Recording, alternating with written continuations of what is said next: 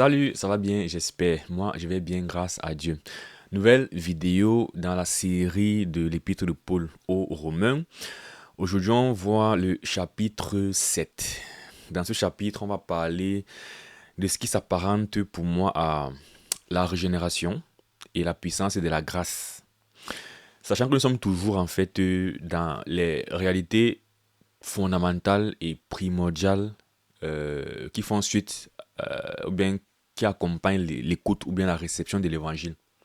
On a vu dans les 5 premiers chapitres, bon, dans les 4 premiers chapitres, la justification.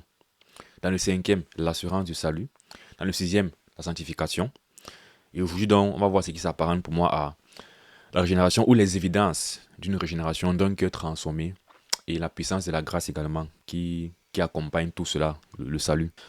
Aussi, on va aller directement à la lecture verset par verset minutieuse. Dans la première lecture, je vais plus la faire pour gagner aussi en temps, que les vidéos soient moins longues. Donc, vous pourrez la faire si nécessaire. Donc, chapitre 7, Paul dit, ignorez-vous, frères, quand je parle à des gens qui connaissent la loi, que la loi exerce son pouvoir sur l'homme aussi longtemps qu'il vit. Donc, il dit, quand je parle à des gens qui connaissent la loi, ça peut signifier deux choses. La première chose, c'est que par le mot loi ici, il entend la loi de Dieu. Donc, il dit, je parle à des gens qui connaissent la loi de Dieu. Et ça voudrait dire, je parle à des juifs. Parce que ce sont les juifs qui connaissent la loi de Dieu. Ce qui est conforme avec ce qu'on comprend de l'épître de Paul aux Romains, c'est que c'est une église qui est à Rome, une nation païenne, mais finalement dans laquelle il y a aussi des juifs. Parce que, voilà, les païens, techniquement, ne connaissent pas la loi de Dieu. Pour la connaître, il faudrait que ils étaient en contact avec des juifs. Maintenant, si on parle d'une église, c'est que c'est des personnes qui ont reçu l'évangile, mais qui en même temps ont des connaissances sur les choses de la loi, dont Abraham, tout ça, donc qui ont dû aussi être en contact avec des juifs. Donc il y a des juifs chrétiens et des païens dans cette église. Mais de la même façon, ça pourrait aussi être de manière générale et je crois que c'est le cas, des gens qui connaissent comment la loi fonctionne en général. Parce que par la suite, il va faire une illustration en fait sur le mariage. Et bien que, bon, la loi de Dieu, la loi juive, a une conception du mariage, notamment que l'homme et la femme doivent être euh, ensemble. L'adultère, c'est un péché. Quand tu es marié avec une femme, tu ne peux pas avec une autre femme. C'est ce que la loi dit, n'est-ce pas? Mais je pense que les lois païennes, potentiellement, disent la même chose. Donc, tu peux être païen, mais l'illustration qu'il va faire par la suite, qui va porter sur la loi du mariage, tu peux la comprendre. Donc, ça peut être que il dit ça parce que il parle des juifs, mais aussi, par extension, il parle des personnes qui comprennent un peu comment la loi fonctionne. Et donc, il va faire une illustration sur la loi, prendre comment la loi fonctionne sur le plan humain et enseigner sur le plan spirituel encore les conséquences de l'évangile et de l'amour de Christ. Donc, je parle à gens qui connaissent la loi. Que la loi exerce son pouvoir sur l'homme aussi longtemps qu'il vit. Voilà. Tant que je suis en vie, je suis tenu par la loi sous laquelle je suis. Mais quand je meurs, il n'y a plus de rapport entre moi et la loi. Et maintenant, si on va spécifiquement vers le mariage, la loi qui régit le mariage. Ainsi, une femme mariée est liée par la loi à son mari tant qu'il est vivant. Mais si le mari meurt, elle est dégagée de la loi qui la liée à son mari. Donc ici, on a le mot dégager qui est très important. Parce que la loi, finalement, nous lie, vraiment le mot lié, nous oblige à faire des choses. Quand tu es dans un pays avec des lois, tu n'es pas libre de faire ce que tu veux faire. Tu es libre aussi longtemps que c'est conforme à la loi. Après, tu peux même enfreindre la loi, mais quand tu vas enfreindre la loi, il y aura des conséquences négatives. Donc tu es libre à faire ce que tu veux sans conséquences tant que tu n'enfreins pas la loi. Maintenant, si tu veux aller au-delà de la loi, sans conséquences, il faut ne pas que sur cette loi. Donc, je donne un exemple, parce que je veux bien affirmer la compréhension, comme je disais, logique des choses, pour comprendre l'implication sur le plan spirituel. Donc, si moi, par exemple, j'aime bien Isabelle, et j'aime aussi Annabelle, Si je voudrais avoir de l'affection pour Isabelle et pour Annabelle, sans qu'il y ait un problème, sans qu'on ne me fasse de reproches, faudrait que je ne sois pas sous un système qui m'oblige fidélité affective à la première femme. J'ai oublié le nom. Ok, disons femme numéro A et femme numéro B. Donc, si j'ai de l'affection pour femme numéro A, et à un moment donné, je voudrais aussi avoir l'affection pour femme numéro B, faudrait que je ne sois pas dans une alliance qui m'oblige à être exclusif avec femme numéro A. Or donc, si je suis déjà dans une alliance avec femme numéro A, pour exprimer mon alliance à femme numéro B, j'ai besoin de me dégager de cette première obligation avec femme numéro A. Donc c'est ça l'idée du mariage. Parce que si je ne me dégage pas d'abord avant de partir avec femme numéro B, je serai adultère avec femme numéro A. N'est-ce pas? C'est ce qu'il disait, je ne suis pas libre sans conséquence à ce moment donné-là. Je vais faire ce que je veux, mais je serai un adultère. Je vais commettre un péché, ce sera problématique. Bon, ça c'est l'illustration sur le plan humain, n'est-ce pas? Il faut qu'on comprenne d'abord ça avant de voir comment ça se traduit sur le plan spirituel. Donc, si donc de son vivant, sinon du vivant de son mari, elle devient la femme d'un autre homme, elle sera appelée adultère. Mais si le mari meurt, elle est affranchie de la loi, de sorte qu'elle n'est point adultère en devenant la femme d'un autre homme. C'est ce qu'il vient d'expliquer. Donc ici on a le mot dégagé, ici on a le mot affranchi de la loi. N'est-ce pas? Sur le plan spirituel, il dit donc, de même, mes frères, vous aussi, vous avez été par le corps de Christ mis à mort en ce qui concerne la loi, pour que vous apparteniez à un autre, à celui qui est ressuscité des morts, afin que nous portions des fruits pour Dieu.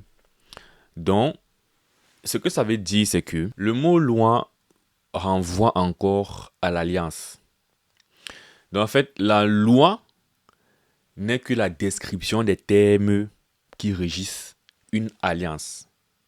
Donc, finalement, pour bien comprendre, quand on dit loi, comprenons arrangement. Bien comprenons alliance. Et alliance veut dire arrangement. Donc, je peux être, comme dans la foi chrétienne, on parle de l'ancienne alliance et de la nouvelle alliance. En fin de compte, c'est toujours notre relation, ou bien la relation de l'homme et Dieu. Mais pourquoi c'est ancienne alliance et nouvelle alliance? C'est parce que les thèmes de l'alliance ne sont pas les mêmes. Et donc, les thèmes de l'ancienne alliance là, sont régis par la loi, ou bien sont définis par la loi, un ensemble de préceptes. Et donc, c'est pour ça que souvent, pour faire simple, on va dire loi, mais qui signifie ancienne alliance. Nouvelle alliance, on va pas dire loi. Ou bien on va dire, bref, on dit peut-être la loi de Christ, vous voyez. Donc, voilà. Mais, et donc, les termes donc, de l'ancienne alliance, de l'ancien arrangement, c'est un thème de perfection. C'est ce que Paul nous a fait comprendre depuis, nous a rappelé depuis, c'est que l'ancienne alliance, bien la loi dit ceci. Celui qui mettra en pratique ces choses vivra par elle. Ça veut dire que si je suis marié avec une femme numéro A, n'est-ce pas? Les termes de notre alliance, c'est que quoi? Pour que ma femme soit contente de moi, pour que ma femme soit vraiment ma femme, une femme qui a le cœur pour moi, vu que je suis fidèle à elle, donc du coup elle est contente de moi, tout son cœur à moi et tout ça, il ne faut pas que je commette l'adultère. Il ne faut pas que je parte devenir une autre femme. Ça, ce sont les termes de l'alliance du mariage. On est sur le plan humain, n'est-ce pas? Donc si subitement je commence à avoir des sentiments pour femme numéro B, et que j'exprime ces sentiments, alors je vais rompre finalement ce truc que j'avais avec femme numéro A. Et là, elle ne sera plus à moi. Donc j'ai besoin de... Si l'affection commence à venir avec femme numéro B, je dois supprimer ça en fait. C'est ça la fidélité, n'est-ce pas? Ou alors, si vraiment je commence à avoir des affections sur femme numéro B, je ne voudrais bien en fait que avoir l'affection de femme numéro A, je suis donc obligé, pour ne pas être justement taxé d'adultère, de rompre d'abord l'alliance ici. Voici le problème qui se pose. Le divorce est interdit. Donc, le divorce, pour Dieu, ça ne passe pas. On ne doit pas divorcer. Donc, le seul moyen que j'ai en fait de me détacher de femme numéro A pour aller femme numéro B sans être taxé d'adultère, c'est que femme numéro A meurt. N'est-ce pas? On peut aussi dire, ok, du coup, si femme numéro A, tu seras tranquille. Le meurtre est aussi interdit. Donc, en gros, je suis un peu comme emprisonné avec femme numéro A. jusqu'à ce qu'elle meure de cause naturelle. Du moins, pas que je la tue, mais qu'elle meure. Et on sait que quand quelqu'un meurt, c'est que Dieu a repris la vie de la personne. Donc finalement, c'est Dieu qui donne la vie, qui la reprend, n'est-ce pas? Maintenant, si on revient maintenant sur le plan spirituel, qu'est-ce que ça veut dire? Nous sommes sous une alliance avec Dieu. Femme numéro 1, c'est un peu comme Dieu, bien c'est la vie éternelle. Et l'alliance donc que nous avons tous avec Dieu, c'est le système de la loi, qui est qu'il faut être parfait vis-à-vis de Dieu pour avoir sa faveur. Comme il disait, je dois être fidèle avec femme numéro A pour qu'elle soit contente de moi, pour que j'ai sa faveur. Si je pars avec femme numéro B, elle ne sera plus contente de moi. Avec Dieu, le thème fidélité là, c'est fait le thème perfection. Je dois être parfait pour avoir Dieu, pour avoir la vie éternelle. Par conséquent, c'est un mariage dans lequel il serait toujours misérable. Je n'aurai jamais Dieu, je n'aurai jamais la vie éternelle parce que je ne peux pas être parfait. Parce que dans l'analogie du mariage sur le plan humain, c'est facile parce que en soi, c'est pas si difficile que ça de ne pas être un adultère. Il suffit seulement de ne pas aller vers d'autres femmes. C'est un seul commandement en fait, sur le plan humain. Mais avec Dieu, en fait, ça revient à quoi? Toute une vie de perfection qui est requise pour avoir cette femme qui est la vie éternelle, qui est Dieu. Comme c'est dans une alliance, je suis perdant, je peux donc dire, ok, femme numéro B sur le plan spirituel, c'est toujours la vie éternelle en fait. C'est que je voulais la vie éternelle en passant par l'alliance numéro A. Je n'ai pas réussi à la voir. Maintenant, je vois la vie éternelle là-bas. Je voudrais avoir la vie éternelle par un autre moyen. Mais je ne peux pas simplement aller. Je suis dans une alliance. Donc, je ne peux pas simplement rompre l'alliance. Ce serait comme si j'ai divorcé.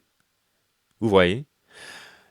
En fait, c'est pour expliquer pourquoi il était important qu'il y ait ce qu'on appelle l'abolition de la loi. Donc, la loi s'est crucifiée en fait. La notion de mort, n'est-ce pas? Et il disait, c'est Dieu qui donne la mort. Je ne peux pas moi-même. Si je dis, comme Israël a fait par exemple, quand Israël, on dit dans la Bible que dans Jérémie 31 que alliance qu'ils ont rompue. Tu ne peux pas simplement dire que bon, maintenant je ne suis plus sur l'alliance avec toi, Dieu, je romps l'alliance. Ça ne se passe pas comme ça. Ce serait comme si tu as divorcé et Dieu a horreur du divorce. C'est à Dieu de venir tuer en fait la personne avec qui tu es marié et comme ça tu es dégagé de cela. C'est pourquoi il fallait que Dieu lui-même nous donne Christ et que Christ par sa mort tue, abolit la loi, n'est-ce pas? Le système comme on a dit, la femme, elle est enchaînée, elle est liée dans ce premier mariage. Et dès lors que la loi, cet arrangement qui demande ma perfection, dès lors que ça a été rompu, je n'ai plus à être parfait pour avoir la vie éternelle. Je n'ai plus à être parfait pour avoir ma femme numéro A. Je peux maintenant partir de femme numéro B, qui est toujours la vie éternelle, et la voir sans avoir rempli les conditions que j'avais dans le premier mariage. Donc, c'est pourquoi moi j'aime bien l'illustration du mariage, parce que ça donne encore de comprendre en quoi le salut, c'est, ou bien ce que signifie vraiment que le salut, c'est par la foi et non pas les œuvres. Parce que là, on te dit que bon, tu étais incapable d'être parfait, on te donne une possibilité d'avoir la vie éternelle sans être parfait. Mais juste, il faut d'abord rompre le premier système. Et c'est là que toute l'histoire de Christ qui vient mourir et se sacrifier prend son sens. Et dans une vidéo dont j'ai expliqué en quoi la notion d'abolition de la loi, je ne sais plus si c'est dans le chapitre 5 ou dans le chapitre 4. C'est dans le chapitre 5, je pense, où du moins Paul en parle. Et je dois aussi expliquer la notion de comment est-ce que Christ est venu abolir la loi. Contrairement à ce qu'on pense souvent, quand il dit dans Matthieu qu'il n'est pas venu abolir la loi. Mais là-bas, j'explique en fait que dans un sens, il est venu abolir, et dans un sens, il est venu accomplir. Vous pouvez aller voir la vidéo pour comprendre. Mais c'est cette abolition qui est donc la mort du mari en question. Pour revenir à ce que Paul est en train de dire ici. Si le mari meurt, n'est-ce pas? La femme est affranchie de la loi. Donc, si la loi est détruite, si la loi est abolie, je suis affranchi de la loi. Ok, ça c'était l'introduction cependant, ce n'est même pas le but de ce chapitre, du moins c'est pas l'idée générale du chapitre, mais j'aime toujours remettre cette notion de grâce là, d'autant plus que la grâce va nous servir dans la suite du chapitre. Donc, maintenant on n'appartient plus à la loi, on appartient à Christ. Alors, verset 5. Car lorsque nous étions dans la chair, les passions des péchés provoquées par la loi agissaient dans nos membres, de sorte que nous portions des fruits pour la mort. Donc ici, par le passé, il y a une époque où on était dans la chair. Et qu'est-ce qui se passe quand tu es dans la chair? Déjà, ça veut dire quoi d'abord être dans la chair? Il faut qu'on commence par là. Euh, Être dans la chair, en fait, parce que c'est pas comme si quand Paul parle comme ça, il n'est plus dans une chair. C'est pas comme s'il est en train de flotter dans un esprit immatériel, il est tout dans une chair. Mais quand il dit être dans la chair, en fait, c'est avoir un mindset charnel. Voilà. Donc, lorsque j'avais un mindset charnel, les passions des péchés provoquées par la loi agissaient dans mes membres, de sorte que je portais des fruits pour la mort. Mais maintenant, nous avons été dégagés de la loi, étant morts à cette loi sous laquelle nous étions retenus, de sorte que nous servons dans un esprit nouveau et non selon la lettre qui a vieilli. Vous voyez qu'ici, déjà, on assimile être sous la chair à être sous la loi. Vous voyez? Lorsque nous étions dans la chair, mais maintenant que nous avons été dégagés de la loi, donc être dans la chair et être sous la loi, c'est la même chose.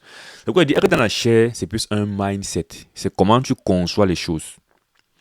Et donc, si tu es dans une vie où tu conçois que ta justice viendra de tes œuvres, ton obéissance, tu es sous la loi en fait. Et je rentre encore. Être sous la loi n'est pas forcément avoir littéralement la loi d'Abraham, la loi des Juifs et tout ça, et être sous l'alliance, être circoncis. C'est un système de vie, c'est un arrangement qu'on a avec Dieu qui est que pour avoir la vie éternelle, je dois être parfait. Et tous les hommes sont sous la loi de manière naturelle. On ne choisit pas d'être sous la loi en fait, n'est-ce pas? C'est juste que si on veut, la loi juive, la loi de Moïse est une façon écrite en fait, n'est-ce pas, de dire un truc qui concerne l'humanité, c'est que tous les êtres humains sont obligés, de manière foncière, de manière vraiment légale, je ne sais pas comment on dit ça, d'être parfaits pour avoir la vie éternelle. Voilà. Donc, on a tous besoin de quitter de ce système-là et de passer sur un système où notre vie éternelle ne dépend pas de notre perfection. Et ça, c'est être sous Christ. Donc, quand tu n'as pas encore compris ça, tu es non seulement sous la loi, mais en plus, tu es dans la chair. Voilà. Mais lorsque tu es dégagé de la loi, donc tu as reçu Christ, donc sa mort qui abolit le premier système là, non, les obligations qu'on avait envers Dieu. Quand Christ vient dire que bon, j'annule ces obligations aussi, donc c'est un peu comme le mari qui meurt et qui libère la femme en question. Quand je crois en Christ, cela s'applique dans ma vie. Je peux maintenant viser la vie éternelle sans avoir besoin de remplir ses obligations. C'est la grâce. Et quand j'ai compris ça, je suis maintenant dans un esprit nouveau. Et c'est pourquoi les mots ci, je crois que j'espère que j'ai déjà fait. Sinon, je vais le faire dans cette vidéo. Et Paul va le faire. On va parler de l'entendement, l'homme intérieur. Qu'on comprenne que tous ces thèmes, la chair, l'esprit, le cœur, l'intelligence, la sagesse, tout ça renvoie à la même chose. C'est mon mind, c'est ma perception des choses. Donc, voilà. La manière dont je pense, c'est ça en fait mon esprit. C'est ça mon intelligence. C'est pourquoi on dit par exemple dans les chrétiens, on dit qu'aux chrétiens, et l'intelligence renouvelée. Il va parler de l'homme intérieur. Il va parler de être sage, n'est-ce pas? Tout ça, c'est vraiment toujours comment tu vois les choses, avoir un cœur pur. Et j'ai demandé à un frère un jour que, quand on dit le cœur, bon, on sait que c'est pas l'organe, le cœur. Et bien, pour se rendre compte de ça, il lui a dit, est-ce que tu peux avoir un cœur pur avec des pensées impures? Il a dit non. Et que tu vois qu'en fait, le cœur, c'est la pensée finalement. Quand on dit que tu as un cœur pur, c'est que c'est ta pensée qui est pure. C'est même pas... Et même la pensée là, c'est même pas le cerveau. Parce que quand on fait comme ça, on voit l'organe cerveau. Donc voilà, il faut vraiment qu'on ait ça de manière très claire. Les thèmes comme être charnel, être mondain, tout ça, ça renvoie à la manière dont tu réfléchis, la manière dont tu penses, ton mindset. Et donc, lorsque nous étions dans la chair, donc lorsqu'on avait un mindset charnel, dans les croyances erronées, tout ça, il y avait la conséquence concernant le péché et les fruits qu'on produisait. Mais maintenant, nous avons été dégagés de la loi, étant morts à cette loi sous laquelle nous étions retenus. Vous voyez encore le mot retenu, non? Comme il dit, Un, on ne peut pas dire que bon, je décide maintenant que le principe pour aller au ciel, ce n'est pas d'être parfait. C'est impossible. Tu es obligé d'être parfait pour aller au ciel. Ça, c'est le système de l'ancienne alliance, de la loi en général. C'est pas parce que Dieu l'a révélé d'abord aux Israélites que ça concernait seulement les Israélites.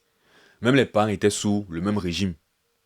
C'est pourquoi Paul dit dans Romains 2 que ceux qui ont péché avec la loi, donc la connaissance explicite du standard que Dieu requiert aux hommes, c'est la loi, payeront par cette loi.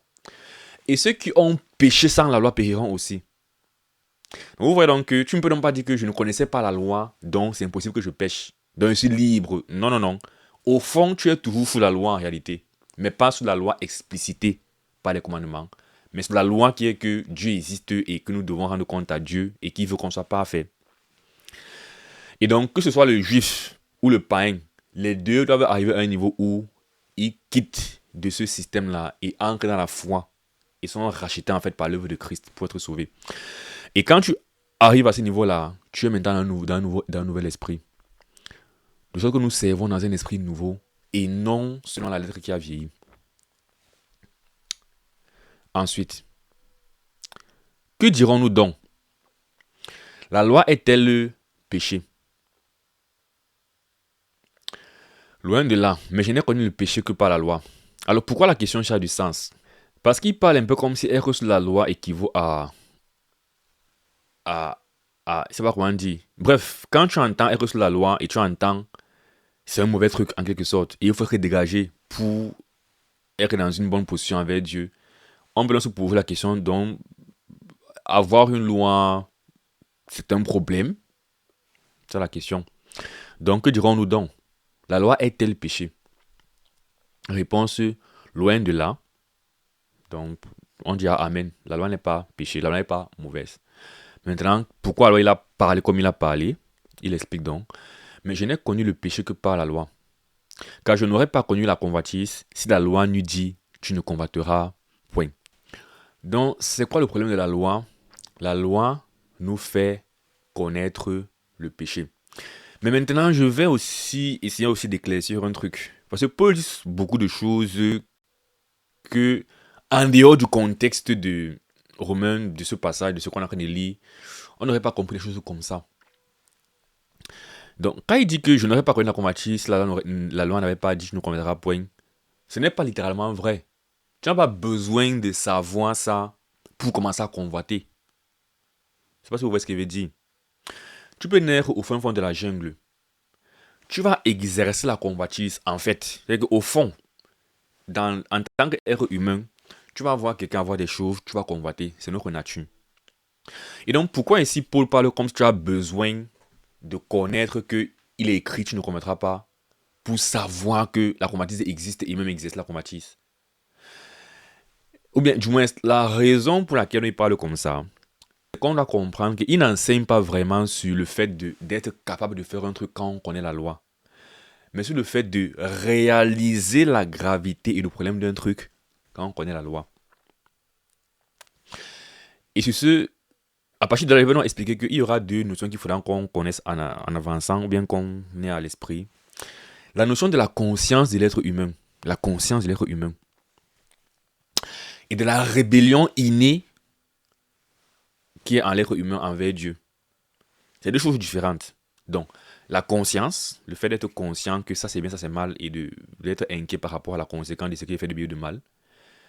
Mais aussi la condition et la prédisposition à faire le mal.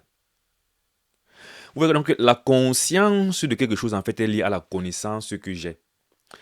Mais que j'ai la connaissance d'un truc ou pas, la prédisposition à faire le mal va me faire le mal. Ça veut donc dire que, à cause de ma prédisposition à faire le mal, donc la rébellion innée de l'homme à pécher, envers Dieu, donc la capacité intrinsèque de l'homme de pécher, je peux pratiquer le péché sans qu'au niveau de la conscience, je n'ai un problème. Parce que je n'ai pas la connaissance que ce que je suis en train de faire en fait est un péché. Ça ne veut pas dire que je ne serais pas en train de pécher. Donc, je réclaircis encore ce que Paul dit ici, et ce que ça ne veut pas dire, et ce que ça veut dire. Quand il dit, je n'aurais pas connu la convoitise si la loi n'eût dit, tu ne combattras point. Ça ne veut pas dire que je n'aurais pas convoité. Comprenez? Ça veut simplement dire que je n'aurais pas réalisé que la convoitise est un problème, ou bien à quel point la convoitise est un problème pour Dieu. Mais au fond, j'aurais toujours convoité. En fait, il ne dit rien de nouveau. Il a déjà dit dans Romains, justement, le but de la loi. Il a dit la même chose ici là. Dans Romains 3, il a expliqué ceci. Donc il faut avoir ça à l'esprit. Et c'est pourquoi je ne suis pas en train d'inventer ce qu'il a dit non, concernant la gravité, tout ça. C'est juste la suite de ce qu'il a dit dans Romains 3, 19. Nous savons que tout ce que la loi dit, elle le dit à ceux qui sont sur la loi. Ok. Afin que toute bouche soit fermée et que le monde soit reconnu coupable devant Dieu. Donc c'est une question de... ce que la loi nous fait, c'est que elle nous fait reconnaître notre culpabilité. Donc, comme je disais, j'ai en moi la capacité innée d'être rebelle en Dieu. C'est une tendance naturelle. Et en avançant dans Romains 8, Paul va appeler ça le péché. Quand il va dire le péché, il parlera de la rébellion innée. Et c'est ce qu'on dit. On dit par l'obéissance d'un homme, le péché est entré dans le monde. Qu'est-ce qui est entré dans le monde? C'est la rébellion, la tendance naturelle à se rebeller envers le standard de Dieu. Et donc, tant que je n'ai pas dans mon intelligence, ma conscience, la connaissance que ceci est mal, je ne vais pas me considérer comme étant un coupable. Et donc, si Dieu ne nous donnait pas la loi, on serait en train de faire peut-être la fornication, faire ci et faire ça, sans forcément être conscient qu'on est coupable. Mais en même temps, je parle des choses subtiles parce que, en fin de compte, il dit aussi dans Romains 2 que les païens qui n'ont pas la loi font naturellement ce que précède la loi parce que la loi est écrite dans leur conscience. C'est parce que nous sommes aussi finalement des créatures de Dieu. Donc on a aussi en nous le sens du bien et du mal. C'est inné en nous. En fait, même c'était une conséquence du fait d'avoir désobéi à Dieu. C'est il y a cette compréhension du bien et du mal. Mais le sens de la justice, n'est-ce pas, aussi en nous. Ça veut dire que ce sera dans certains extrêmes que je pourrais faire des choses sans vraiment savoir que c'est un problème. Voilà. Les grosses choses comme tuer, on sait que c'est mal de tuer. Mais les choses comme convoiter, par exemple, on peut ne pas forcément être conscient que c'est problématique. Ou bien mentir, vous voyez. Moi, quand je prêche l'évangile dans la rue, je dis par exemple, je dis aux gens que bon, voilà, on est tous des pécheurs. Après, quand ils vont dire, mais il y a des choses que voilà, par exemple, tu peux mentir, c'est pas grave. Ils ne réalisent pas en fait que mentir est grave. Dans Apocalypse 21:8, on dit les menteurs auront leur part dans le lac de feu, l'enfer. Donc, mentir, c'est une abomination en fait. C'est très grave. Mais pourquoi est-ce que je peux réaliser que c'est très grave? Parce que j'ai donc la parole de Dieu qui m'a révélé que c'est grave. Et si je mens seulement, je sais que je suis coupable. Mais si je n'ai pas cette parole, je pourrais savoir, parce que dans ma conscience, j'ai la loi de Dieu. Je pourrais savoir en général que bon, tuer c'est grave. Mais pas forcément que mentir c'est grave. Donc je vais exercer le mensonge. Ça c'est, comme il disait, la disposition à ne pas se soumettre à la loi de Dieu. Mais je n'aurai pas la connaissance que mentir est un problème. Mais quand je vais avoir la connaissance, je vais me rendre compte que, même en mentant, j'ai un problème. Et c'est un peu ce qui dit donc que c'est la loi qui m'a fait comprendre que la convoitise est un problème, n'est-ce pas? Donc j'espère que c'est plus ou moins clair. Car je n'aurais pas connu la convoitise, la loi nous dit, je ne convoiterai point. Pour une énième fois, ça ne veut pas dire que je n'aurais pas exercé la convoitise. Mais ça veut dire que je n'aurais pas su que quand je convoite, je suis coupable. Je n'aurais pas su que ce qui est fait ici s'appelle convoitise et que c'est un truc qui est défini par Dieu et qui est mal. C'est donc pourquoi il dit que ici Paul parle de conscience, mais ce sera aussi lié à la disposition à pécher. Et donc il dit maintenant quoi? Il dit, et le péché, saisissant l'occasion, produisit en moi par le commandement toutes sortes de convoitises, car sans la loi, le péché est mort. Continuons à aller très lentement, n'est-ce pas? Et une fois de plus, je veux tout qu'on parle d'un point, d'un common ground, où on est d'accord. Pour que vous compreniez pourquoi je dis que ce qu'on croit comprendre, c'est pas ce que ça veut dire. Quand il dit que sans la loi, le péché est mort, pourquoi ça ne veut pas littéralement dire ça? Parce qu'il parle ici un peu comme si, regardez ce qu'il dit, il dit, et le péché, c'est sans l'occasion produisait en moi par le commandement toutes sortes de convoitises. Quand sans la loi, le péché est mort. Donc c'est un peu comme si je n'avais pas eu le commandement et la loi, alors mon péché ne serait pas vraiment un péché. J'aurais pu pécher, mais ce serait mort. C'est faux. Parce qu'une fois de plus, en Romains 2, il a dit que quoi? Ceux qui ont péché sans la loi périront. Donc, ça ne veut donc pas dire que sans la loi, la notion du péché n'est pas un truc qui existe et qui n'a pas de puissance et qui n'a pas de vie. Ça veut simplement dire que sans la loi, je ne réalise pas, en fait, la gravité du péché. Et c'est la même chose. C'est que tant que je n'ai pas la loi, en fait, tant que je n'ai pas le commandement, tu me parles de péché, tu me parles pas d'un péché parce que tu ne m'as pas donné un standard qui me fait réaliser que ce qui est fait est mal. Mais de manière absolue, Dieu voit que tu pêches. Et si tu meurs comme ça, tu iras en enfer. Comme dans Romains 2. Ceux qui ont péché sans la loi, donc ils n'ont pas... s'il faut appliquer ce qu'il est en train de dire ici, que sans la loi, le péché est mort, alors ceux de Romains 2 ne peuvent pas en fait périr. Vu qu'ils n'ont pas la loi, non. Alors comment tu dis qu'ils ont péché alors? Mais Paul dit qu'ils vont périr. Donc ils ont péché. C'est seulement qu'ils ne sont pas forcément, ils ne réalisent pas forcément que c'est un péché. Et donc c'est pourquoi une fois de plus, si Dieu laissait dans toute l'humanité comme ça, sans donner sa loi, tu aurais une humanité en fait qui est dans le péché, mais qui ne sait pas qu'elle est en train de pécher, parce qu'elle n'a pas la loi. Et ce serait donc plus difficile que cette humanité en fait cherche à être sauvée parce qu'elle n'aurait pas de problème. C'est pourquoi donc Dieu donne la loi pour qu'on reconnaisse qu'on est coupable et qu'on a la bouche fermée. On voit dans la conscience que aïe aïe aïe, c'est grave. On se rend compte que je suis dans une situation en fait problématique. Et là, on cherche un sauveur. Et c'est ça le problème de l'incrédulité. Quand tu prêches par exemple aux athées qui ne sont pas gênés du fait qu'ils ne croient pas en Dieu.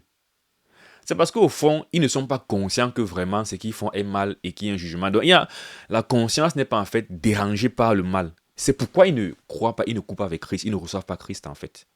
Donc c'est pourquoi la loi est très importante. C'est pourquoi quand on prêche l'évangile, il faut parler en fait de la loi, du commandement, du standard et donc de la condamnation. C'est pourquoi Dieu nous a donné ça. Pour que l'offense abonde. Pour que le péché abonde. Et c'est quand le péché abonde qu'on peut maintenant considérer la grâce et la voie surabonder. Donc, on parle de conscience.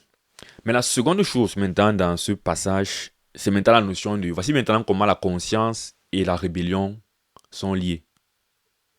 J'espère que c'est clair quand il parle de conscience et de rébellion, c'est des choses différentes. La conscience, ma conscience est liée à ma connaissance. Mais maintenant, ma disposition n'est pas forcément liée. Je veux dire, c'est une autre chose, c'est un truc qui est en moi. Que j'ai la conscience ou pas, que j'ai la connaissance ou pas, je vais agir selon ma disposition. Et ma disposition, donc, me fait pécher. Or, ma conscience me fait réaliser que le péché que je fais est grave. Bon, que je le réalise ou pas, c'est grave. Qu'on fait les athées. Que l'athée soit d'accord ou pas qu'il a besoin d'être sauvé, qu'il soit d'accord ou pas, quand il pêche vraiment. Il va mourir, il va partir en enfer s'il ne se répand pas pour croire en Christ. Maintenant, le lien entre les deux, voici maintenant le lien entre les deux. Il disait que c'est détaché, mais il y a un lien entre les deux. Que pour nous révèle, c'est que, il dit, le péché, comme il disait, le péché, c'est la prédisposition à désobéir à Dieu. C'est ce qu'il entend par péché ici, là. Il dit maintenant, le péché, c'est sans l'occasion. Ça veut dire que quoi? L'occasion, c'est la connaissance. C'est en repartant où il a dit, car je n'aurais pas connu la convoitise si la loi nous dit, je ne combattrai point. Ça veut donc dire que quoi? Je suis arrivé au niveau de ma vie où j'ai connu la convoitise, donc il y a eu la connaissance. Donc la conscience commence maintenant à être triggered, c'est-à-dire à être activée. Une fois que la conscience est activée, la connaissance que faire ça c'est vraiment mal, combattre c'est vraiment mal, il dit que le péché saisit l'occasion de ça. Le péché saisit l'occasion que j'ai connu que c'est mal pour faire quoi? Pour produire en moi, par le commandement, on revient en quoi? Par la connaissance, par ce que je sais, toutes sortes de convoitises. Et les convoitises, c'est quoi? Ce sont les pulsions. Et si vous m'écoutez jusqu'ici, vous allez vous rendre compte que la pulsion n'est pas différente de ce que j'ai dit quand il dit que le péché, c'est la disposition à se rebeller envers Dieu, c'est la tendance, c'est ce que je peux faire, non? C'est ce qui est dans l'être humain, la capacité à pécher. Et c'est ça qu'on appelle convoitise et pulsion. Ce sont ces envies qui sont contre le commandement de Dieu. Dans l'épître de Pierre, Pierre dit que, bien aimé, je vous supplie, je vous prie de vous abstenir des convoitises charnelles qui font la guerre à Dieu. Hmm? Convoitises charnelles qui font la guerre à Dieu. C'est ça, l'être humain. C'est que l'être humain a cette disposition à se rebeller à Dieu. Ça veut dire, qu'est-ce qui s'est passé ici? Ça veut dire que c'est comme si on a donc parlé de deux choses. C'est comme si j'ai parlé de la disposition à pécher deux fois. La première fois, c'était par le mot péché. Et la seconde fois, c'est par toutes sortes de convoitises. C'est donc comme si quoi? C'est comme si on a une multiplication par deux d'une même notion. Une notion qui vient deux fois, multiplication.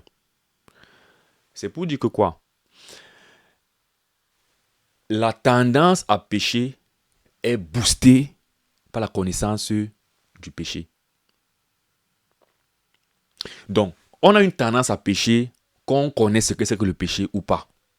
Ça, c'est notre prédisposition initiale, où je suis un païen, qu'on fait Romains 2 fois de plus, qui n'a pas la connaissance du commandement, mais qui pêche. Ceux qui ont péché sans la loi, donc, ils pêchent. C'est que dans leur vie, le péché existe. C'est-à-dire qu'ils tuent, ils volent, ils mentent. C'est des choses qu'ils font. Maintenant, ils n'ont pas le commandement qui a dit tu ne tueras pas, tu ne voleras pas. Donc, ils font ces choses. Ça, c'est la première partie. Ça, c'est le péché qui est dans tout être humain. Le péché entré dans le monde. Nous sommes tous des péchés. On a hérité du péché, dans la tendance à désobéir à Dieu. Mais ce qui se rajoute maintenant par rapport à ça, c'est que quoi? Dès lors que tu me prêches la parole de Dieu, tu me dis que Dieu n'aime pas ce que tu es en train de faire là, que ce que tu es en train de faire là, Dieu appelle ça convoitise et c'est un problème.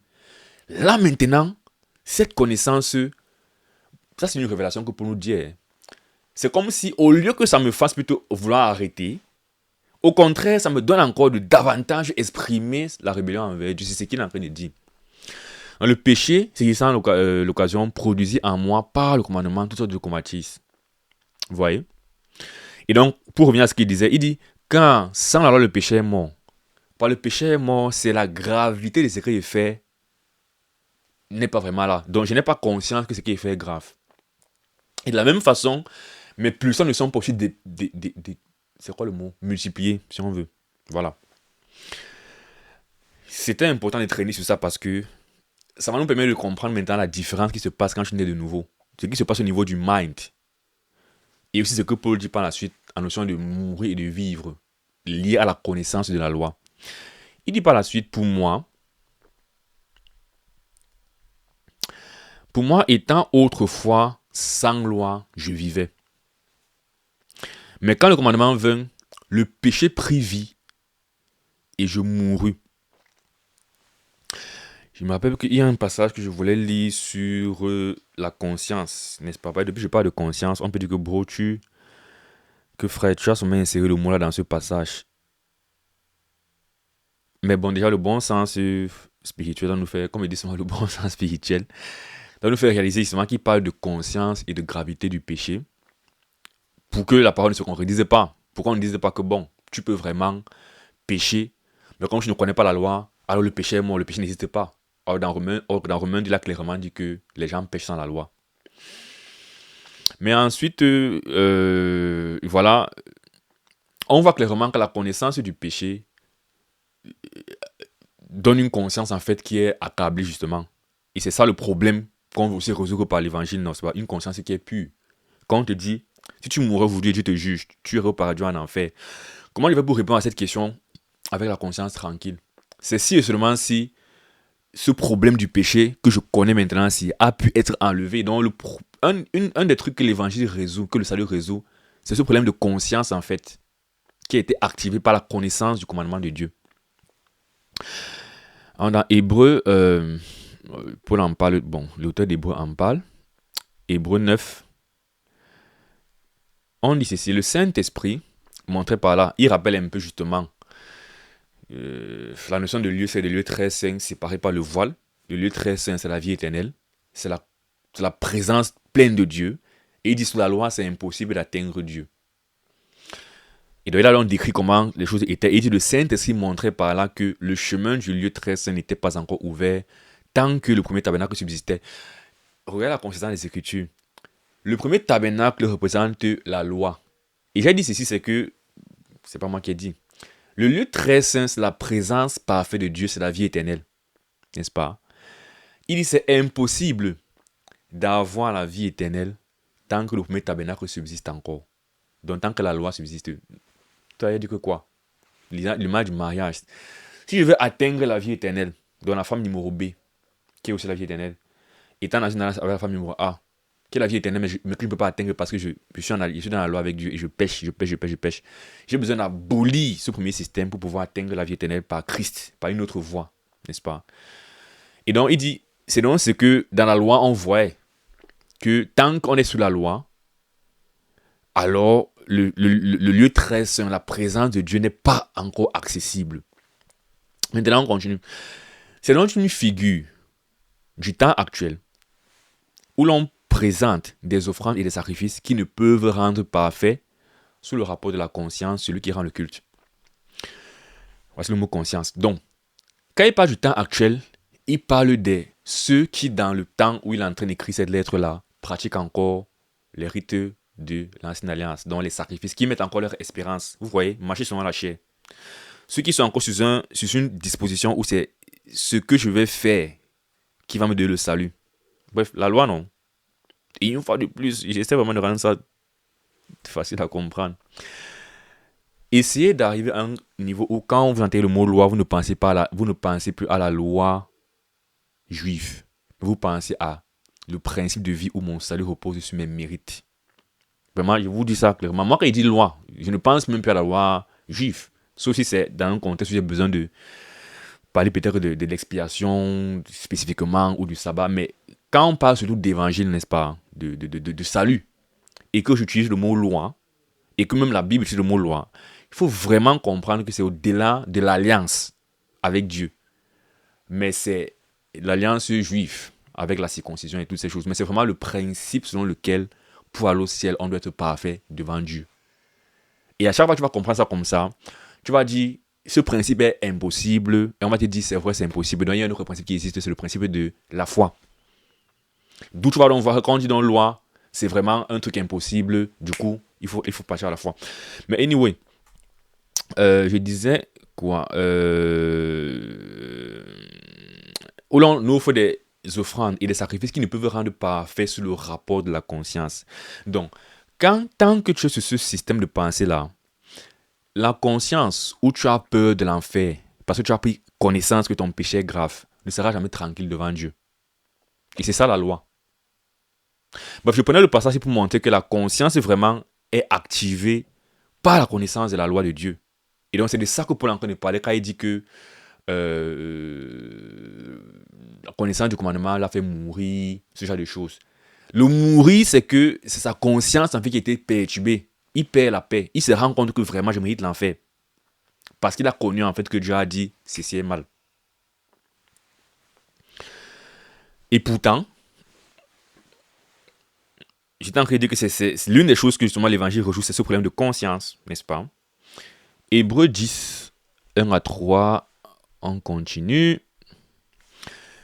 Dit ceci. En effet, la loi qui possède une ombre des biens à venir et non l'exacte représentation des choses ne peut jamais, par les mêmes sacrifices qu'on nous fait personnellement chaque année, amener les assistants à la perfection. Oui. Autrement, n'aurait-on pas cessé de les offrir? Parce que ceux qui rendent ce culte, étant une fois purifiés, n'auraient plus eu aucune conscience de leur péché. Écoutez, cette conscience du péché, c'est ça la mort dont Paul est en train de parler. Si tu es dans un état d'esprit où tout le temps tu es conscient de ton péché, dans un contexte de condamnation, alors tu es mort. Dans la connaissance, une fois de plus, nous sommes tous morts, littéralement, devant Dieu dans notre péché. Ce qu'il veut qu'on comprenne, c'est que le langage de vie et de mort dont Paul parle là, quand il parle de la conséquence de la loi a été la mort, la vie, c'est pas le jour où tu connais la loi que subitement, que spirituellement tu meurs. Depuis que Adam a péché, l'homme est spirituellement mort et on est séparé de Dieu mort. Donc c'est pas quand Paul a grandi et devenu adulte que il est maintenant mort spirituellement parlant parce qu'il a compris le péché. Non, ici quand il parle de mort, il parle de la réalisation qu'il est condamné en fait. Et de cet état de conscience qui est condamné devant Dieu. C'est de ça qu'il est en train de parler. Et donc on dit dans Hébreux quoi, étant une fois purifié, n'aurait plus eu aucune conscience de leur péché. Parce que qu'est-ce qui se passe quand tu crois? Bon, déjà on finit. Mais le souvenir du péché est renouvelé chaque année par ses sacrifices. Cependant, quand tu crois, Pourquoi est-ce que tu as la vie? Déjà, une fois de plus, quand tu crois littéralement, ton état de mort spirituelle devant Dieu quitte et tu as la vie spirituelle devant Dieu. Mais maintenant, au niveau de ta conscience aussi, tu as aussi une vie dans ta conscience qui est que, verset 22, approchons-nous donc avec un cœur sincère, dans la plénitude de la foi, les cœurs purifiés d'une mauvaise conscience et de corps lavé d'une eau pure. Vous voyez donc que quand finalement tu viens à Christ, ce problème de conscience-là, qui est dans la mort dont on est en train de parler, part aussi et maintenant ta conscience est pure. Si on te demande que, mon ami, si aujourd'hui tu meurs et que je te juge, où est-ce que tu iras? Il n'y a pas de crainte, il n'y a pas de que, ah là là. Non, tu es en vie dans ta conscience, parce que tu sais que tu as été lavé, purifié parfaitement par le sang du Christ. Donc tu peux dire, j'irai au ciel. Tu es vivant en fait, dans ta conscience et spirituellement parlant. Donc c'est de là que je suis en train de dire, le mot conscience apparaît déjà. C'est la compréhension de cette notion qui me fait utiliser le mot conscience, culpabilité, tout ça, dans le chapitre 7 de Romains. Si tu ne fais pas ça, tu auras des contradictions en fait dans ce que Paul dit ici, les termes qu'il emploie, la manière dont il parle, ses réalités et d'autres choses enseignées ailleurs, comme par exemple la notion de que on ne meurt pas le jour où on entend la loi. Revenons par exemple à ce qu'il dit, quand il dit ici, pour moi, étant autrefois sans la loi, je vivais. Si tu comprends par là qu'il était spirituellement à vie, qu'il avait la vie éternelle, tu vas concrétiser la Bible en fait. Parce que toute personne, pour la vie éternelle, il faut croire en Christ. Tant que tu ne crois pas en Christ, tu es dans la condamnation éternelle. Donc il ne vivait pas. Bon, si tu veux dire qu'il dit qu'il vivait littéralement, genre son cœur battait, tu dirais donc que. Mais quand il va dire cela, que. Quand il dit donc que je mourus, voilà. Quand il dit le péché reprit vie et moi je mourus, tu vas aussi dire qu'il est littéralement mort, son cœur a été de battre. Donc, classique, il ne parle pas de la vie biologique, n'est-ce pas? Ok. Il ne parle pas de la vie biologique. Maintenant, il dit qu'il ne parle même pas de la vie spirituelle. Mais il parle de la conscience et de l'état de condamnation de la culpabilité. Tu dis non, il parle de la vie spirituelle. Ok, allons encore lentement. Il dit, pour moi, étant autrefois sans loi, je vivais. Donc tu es en train de dire que, avant que Paul ne connaisse la loi de Dieu, il avait la vie éternelle. Vous voyez ce que je suis en train de dire, non? Non. Ce qu'il entend par vivait, c'est qu'il était tranquille dans sa conscience par rapport à Dieu. Il n'avait pas la conscience de la condamnation, toutes ces choses-là, il était tranquille.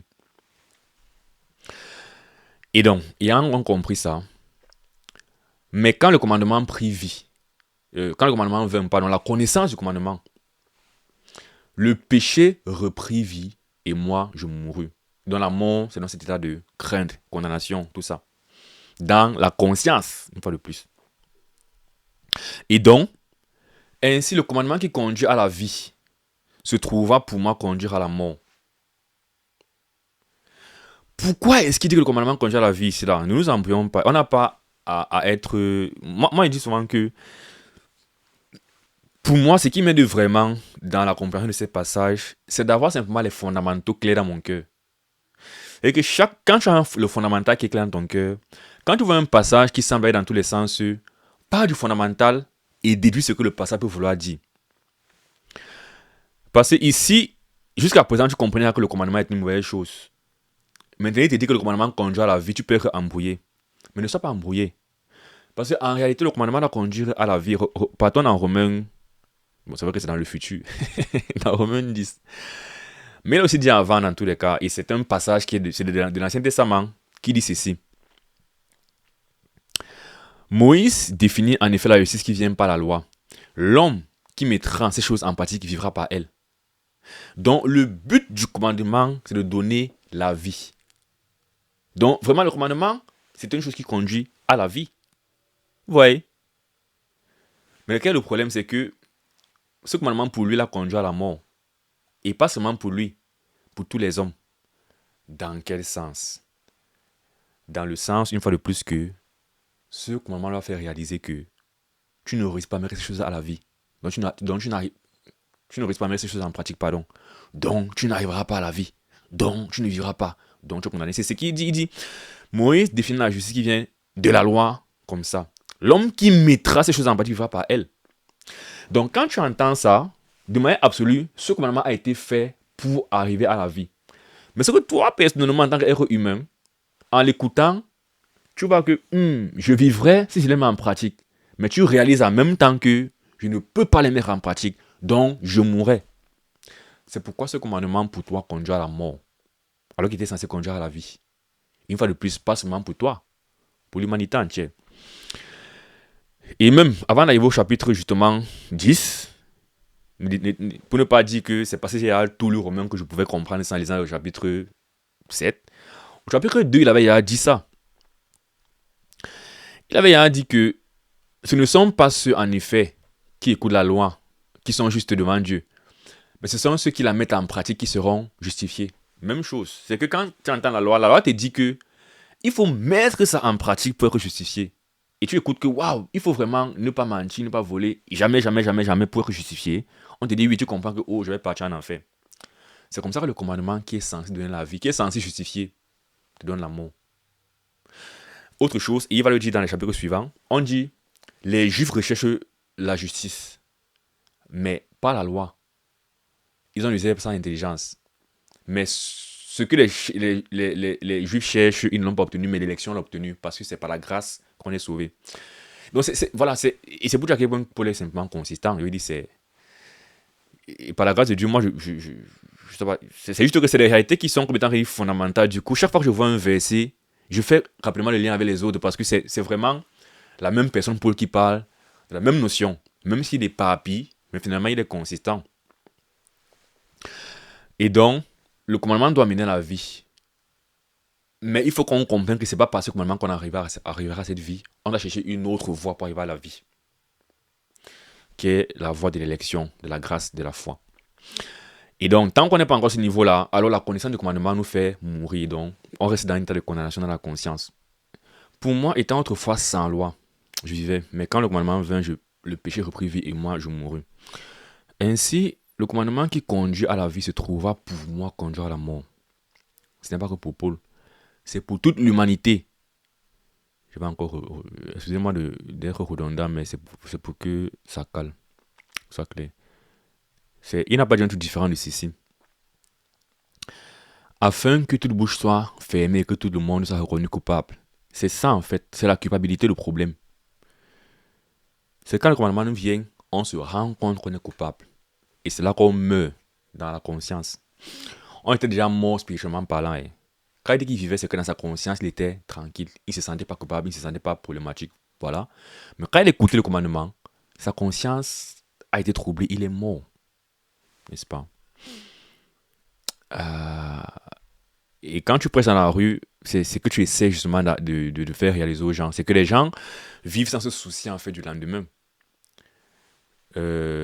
Jésus a dit qu'il lancera à l'avènement du Fils de l'homme comme à l'époque de Noé et de Lot. Les hommes vivaient, vendaient, achetaient, insouciants. Et pourtant, qu'est-ce que s'est passé pour l'autre? L'autre avait réalisé qu'il y a un péché ici, là, et Dieu va détruire. Donc je dois faire ce qui est nécessaire pour ne pas être détruit. C'est écouter la voix des anges, c'est sortir de Sodome et Gomorrhe. Noé a compris que je dois faire ce qui est nécessaire pour ne pas être détruit, parce qu'il a réalisé qu'il y a un problème, entrer dans l'âge. Mais si tu ne réalises pas qu'il y a un problème, tu ne vas pas construire l'âge. Tu ne vas pas suivre les anges hors de Sodome et Gomorrhe. Tu vas faire quoi? Tu vas acheter et vendre. Tu vas faire des commerces.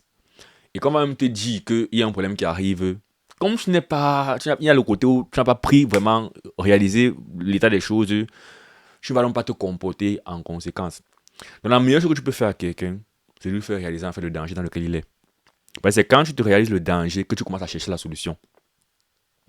Donc quand on prêche l'évangile, on veut que les gens qui sont insouciants, quand tu approches peut-être un athée, tu te dis qu'il est athée, il ne croit pas en Dieu, ne dis pas, ah désolé, tu passes ta route. Et souvent, c'est ce que les athées font quand on leur prêche l'évangile.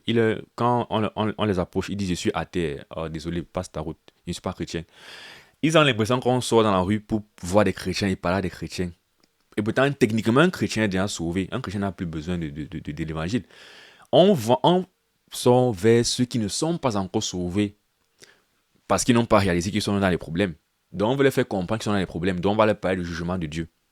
On va dire que vraiment tu es un pécheur. Donc on va commencer par dire que, comme Paul l'a fait dans Romains, quand il prêche l'évangile, il commence par la colère de Dieu. Dieu est en colère. Parce que les hommes ne reconnaissent pas que Dieu existe. Romains 1, 18. La colère de Dieu se réveille des cieux. Donc quand tu vois l'athée, tu dis à l'athée que C'est même exactement pour toi que je suis dehors. C'est vraiment pour toi que je suis là-gare. Tu dois réaliser que ta rébellion, c'est quand que tu es en train de nier là, non. Dieu est en colère à cause de ça. Mais je ne crois pas. Exactement, c'est ce qu'il dit la même chose que toi. Comme tu ne crois pas là, Dieu est donc fâché à cause de toi. Tu vas pas chana. Donc, bon, je rigole un peu, mais c'est que on veut faire les gens avoir la crainte de Dieu et avoir cette conscience troublée. Et quand ils ont la conscience troublée, quand ils sont morts à cause du commandement, on leur montre maintenant la vie. On leur dit, ok, tu n'as pas à plaire à Dieu de toi-même. Parce qu'on leur dit aussi que, bon, by the way, non seulement tu as régné que Dieu te met en plus, tu manques tous les jours, tu voles, tu fais ça, tu es impudique, tout ça. Il dit, ah, donc non seulement j'ai régné Dieu, mais en plus, il y a ces choses qui énervent Dieu. Et tu me dis que Dieu est parfait, qu'il faut que je sois parfait par le ciel. Ah, je suis condamné. Je dis que, ok. Maintenant que tu as compris, un, que Dieu existe, deux, le commandement t'a donné la crainte et que tu es mort à cause du commandement. Voici maintenant comment tu vas maintenant vivre. Voici comment ta conscience va être purifiée et que spirituellement tu vas être vivant, non. Christ est mort pour toi. Et Christ vient maintenant à lever ce contrat qui est que tu devais être parfait. Il te donne la vie éternelle gratuitement. C'est ce qui se passe. Donc, la loi est sainte. Comme on l'a vu, la loi est censée donner la vie. La loi est censée donner la justice. Le commandement est saint, juste et bon. La loi de l'Éternel est parfaite. Elle restaure l'âme, elle rend ça l'ignorant. Il n'y a pas un commandement de Dieu qui est mauvais en soi. Tout est parfait dans ce que Dieu a dit que tu feras ceci, tu ne feras pas ceci. Tout est bon. Le problème, c'est que moi, je ne suis pas capable de faire cela. Et par conséquent, basé sur ce standard, je dois être puni. C'est pour ça que le commandement devient tout qui me tue. Le commandement qui est bon devient tout qui me tue. Donc, ce qui est bon, puisque tu me dis que c'est bon, mais tu me dis que ça m'a tué. Il dit, ce qui est bon a-t-il donc été pour moi une cause de mort? C'est la loi elle-même qui m'a tué. Techniquement, il avait dit cela que c'est le péché qui faisait mourir. Regardez. Il dit, par lui. Donc, car le péché c'est l'occasion, car le péché, c'est l'occasion me séduit par le commandement et par lui me fit mourir. C'est le péché qui, par le commandement, me fait mourir. Donc, c'est le péché qui me fait mourir finalement. Mais quelqu'un peut ne pas comprendre. Donc, il faut que Paul réponde clairement. Donc, tu dis que c'est la loi qui fait mourir. Réponse, loin de là. Mais le péché, c'est le péché qui me fait mourir. N'est-ce pas? Afin qu'il se manifestât comme péché en me donnant la mort par ce qui est bon. Vous voyez quand on dit qu'il se manifesta comme péché. C'est pourquoi il dit qu'ici, là, il faut bien comprendre la différence entre la mort qui est que l'homme est spirituellement mort. Et quand Paul joue avec une mort qui est dynamique, donc une mort dans laquelle il entre à cause de la connaissance, là, c'est mort en termes de réalisation en fait. Et donc, on voit bien ça avec la notion de péché, ça manifeste comme péché. Parce qu'il peut y avoir un péché, mais je ne vois pas comme étant un péché. Donc, je peux être spirituellement mort, mais je ne suis pas conscient que je suis spirituellement mort. Je ne suis pas conscient que je suis mort. Même chose. Mais par la connaissance de la loi, je quitte d'un état foncièrement vrai que j'ignore à une compréhension consciente de mon état. Donc le péché se manifeste comme péché à cause de la loi. Et donc, maintenant qu'il se manifeste comme péché, ce que je vois, prenant la convoitise qu'il a pris, l'action de la convoitise, je ne connaissais pas que le mot convoitise existe, mais l'action de la convoitise, je l'exerçais. Je voyais un frère avoir un truc qui ne m'appartient pas et je convoitais la chose. Quand j'exerçais ça dans mon cœur, j'étais conscient que je voudrais bien avoir ça. Je savais, si tu me disais que décris ce que tu ressens, il devait dire que je ressens que j'aimerais avoir ça, ça ne m'appartient pas, je veux même avoir ça et tout. Bon, une fois qu'on m'a dit que c'est la convoitise, alors je vois maintenant ça comme étant un péché. Donc le péché se manifeste comme étant un péché. Et comme c'est un péché, donc je veux que c'est un péché, c'est maintenant condamnable au plus haut point. Parce qu'avant, il pouvait te décrire mon sentiment. Et je me dis, pas que ton sentiment, il dit, ah, c'est comme ça que je suis. Mais maintenant, c'est du genre, ça c'est un sentiment qui est recommandable et qui mérite l'enfer. Une fois de plus, c'est ça qu'on peut se manger. Quand tu dis à quelqu'un que l'hypocrisie que tu es en train de faire, là, vraiment, c'est pas une bonne chose. Tu as une copine, vous êtes marié, non, vous avez des rapports sexuels, oui. La fornication, là, c'est pas une bonne chose. Il va te dire, mais je vois pas le problème. Il peut te répondre comme ça, tant qu'il n'est pas conscient que c'est un péché. Donc, tant que ce péché, tant que la fornication ne se manifeste pas comme fornication, il ne va pas avoir de problème. Et ce ne sera donc pas condamnable. Mais quand la loi arrive dans son intelligence, dans son mind, on vient encore au cœur, compréhension. Dans son mind, il est choqué dans son mind que, dans son mind, il aime ça, il fait, il approuve, n'est-ce pas? Maintenant, tu lui apportes une nouvelle information. Boum! C'est pas comme ça que Dieu veut, c'est problématique. Là, il voit ça comme étant un péché. Alors, ça devient condamnable au plus haut point. Donc, par le commandement, le péché devient condamnable. Mais pour ça, il fallait d'abord que le péché soit vu comme péché. Le péché se manifeste comme péché. Mais si on rentre ici au niveau de Paul, quand il dit, pour moi, étant autrefois sans loi, je vivais. Paul péchait quand il était sans la loi. Il n'avait pas souligné ça. Voilà. Mais la raison pour laquelle il vivait, c'est parce que les péchés qu'il faisait n'étaient pas manifestes comme péché. Du coup, il avait une vie apparente, tranquillité de la conscience. Mais quand le commandement est venu, quand on lui a dit que, frère, Dieu n'aime pas ceci, là, il est mort. Parce qu'il était choqué. N'est-ce pas? Et donc, il a commencé à condamner son péché, et donc, se condamner, et donc, il est mort. Nous savons en effet que la loi est spirituelle. Mais moi, je suis charnel vendu au péché. Ok, il y a une seconde chose que je voulais toucher, que je n'ai pas touché, je vais le toucher maintenant. Jusqu'à présent, je ne sais pas si vous vous rappelez, mais j'ai parlé du fait qu'on va voir la conscience, d'une part, qui est triggered, qui est activée par la connaissance. Donc, trait de conscience et de je suis mort quand j'ai connu, parce qu'on parle de la connaissance, n'est-ce pas? Et à côté, il y a le fait que dans tous les cas, même si on n'a pas la connaissance et la conscience qui est dérangée ou pas dérangée, dans tous les cas, on pêche. Il y a la disposition à pécher. Et on a vu tout à l'heure que la connaissance, finalement, influence la disposition parce que la connaissance bouffe la disposition à pécher. Et que quand je connais, non seulement ma conscience est troublée parce que je sais que c'est mal, mais en même temps, ça me suscite encore de plus vouloir pécher. C'est comme on dit souvent que si tu dis à quelqu'un ne fait pas ça, il va vouloir faire la chose. C'est dit comme une blague, mais c'est ce que Paul en train de dire ici en quelque sorte. Bien, c'est un truc supplémentaire. C'est d'abord que savoir que ne pas faire la chose te met mal à l'aise, la conscience, tu meurs et tout ça. Mais aussi, quelque part, si tu faisais ça 2 fois par mois, si tu commettais, je vais prendre un exemple très, très terre à terre. Si tu volais dans le port, si tu partais au centre commercial et tu voles les friandises et tu sors sans payer, si tu le faisais 2 fois par mois, sans que ça te dérange vraiment parce que tu estimes que bon, je suis un gars qui est dans la rue et j'ai pas l'argent, donc je vais faire mes efforts pour pouvoir manger. Donc si pour moi, pouvoir manger, c'est de voler, je vais voler.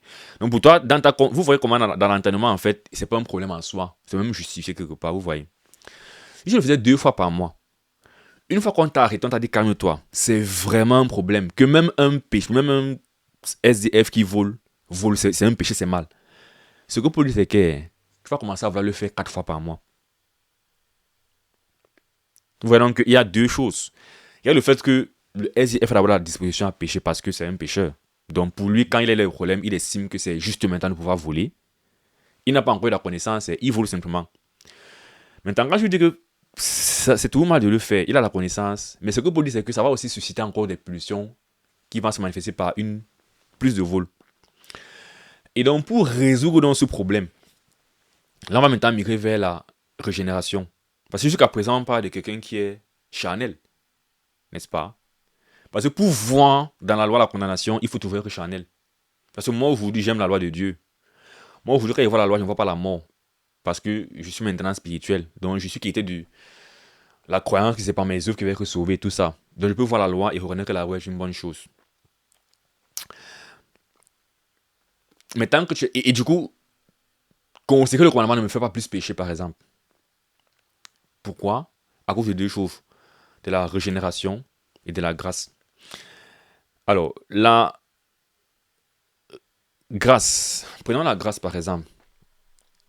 Vu que ce qui fait que je continue à pécher sur le plan de la disposition, quand j'ai la disposition à pécher, c'est la connaissance. Et la connaissance entraîne la condamnation. La condamnation me fait comprendre que c'est mal de faire ça. Tu ne dois pas traverser cette limite-là. Comme savoir que la limite me donne de vouloir traverser la limite, Je répète lentement. Comme savoir que voici la limite me donne de vouloir traverser la limite, ce côté de connaître le commandement me booste mes pulsions, n'est-ce pas?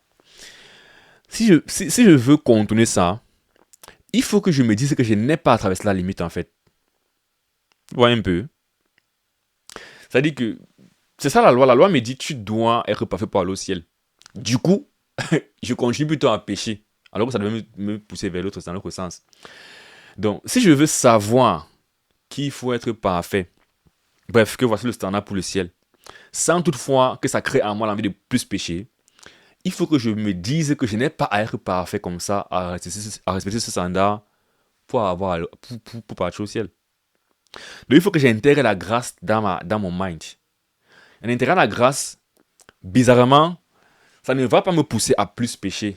Et c'est tellement paradoxal. Bon, attendez, je donne d'abord le verset pour que vous ne vous fâchiez pas, non, parce que souvent, je commence à expliquer avant de le verset et c'est difficile à comprendre ce qu'ils sont en train de dire. Bien, les gens ne comprennent pas pourquoi ils disent ce qu'ils sont en train de dire. Dans Tite de 11 à 12, Paul dit, car la grâce de Dieu, source de salut pour tous les hommes, a été manifestée. Et donc, est-ce que la grâce enseigne donc à... Puisque la grâce te dit que tu peux être sauvé sans les œuvres. Donc, je commence à dire que, considérer ça va encourager les gens à plus pécher. C'est ce qu'on se dit. Mais il dit que la grâce, en fait, enseigne à renoncer à l'impiété et au convoitisme mondaine. Vous voyez le paradoxe. Et à vivre dans le siècle présent selon la sagesse, la justice et la piété. C'est ça qui dit qu'en fait, vous voyez pourquoi il est en train de dire ce qu'il est en train de dire, c'est que tant que au niveau de la conscience, n'est-ce pas, du moins pour combattre le côté de prédisposition qui est multiplié par la connaissance du commandement là, pour combattre ça, j'ai donc besoin d'intégrer la grâce. Parce que la grâce, en fait, c'est compréhensible. On a un paradoxe dans les deux sens. On se serait dit que connaître le commandement va me pousser à m'abstenir, n'est-ce pas? Mais on réalise que connaître le commandement pousse à davantage pécher. Voilà le premier paradoxe. Et dans l'autre sens aussi, connaître plutôt la grâce, intégrer la grâce me pousse à moins pécher. C'est qui dit cela? Or, et c'est pourquoi il faut parler de grâce et de régénération en même temps. Sur le plan de la connaissance, c'est la connaissance de la grâce. Mais il faut que ce soit accompagné par la régénération, un nouveau cœur. Et c'est la suite de ce dont on va parler. Et donc c'est pourquoi justification et régénération, c'est vraiment ça va ensemble. Parce que quand on parle de grâce, on parle de la compréhension de la justification par la foi. C'est là que sur le plan de la connaissance, c'est là que la grâce intervient. Sur le plan du mind, c'est parce que je réfléchis en fait par rapport au fait que, prenons le premier sens, je réfléchis par rapport au commandement. Le commandement arrivait dans mon mind. J'ai intégré donc, ma conscience a été activée. Comme je fais ces choses qui sont mauvaises, là je mérite de l'enfer et du coup je suis condamné, je suis en train de mourir.